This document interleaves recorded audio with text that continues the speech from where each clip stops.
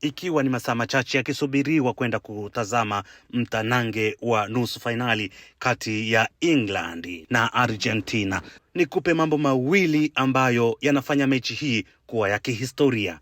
Kwanza kabisa ni Messi na England, mechi ambayo dunia inaisubiri kwa zaidi ya miaka 20.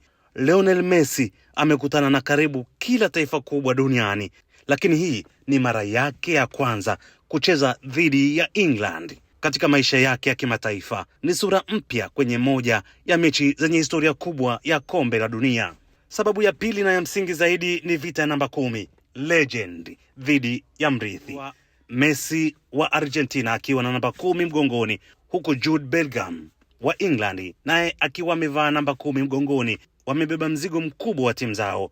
Mmoja ni mfalme wa kizazi kilichopita na mwingine ni nyota anayekiwasha kizazi kipya. Endelea kusubscribe Spin Media kwa taarifa nyingi zaidi.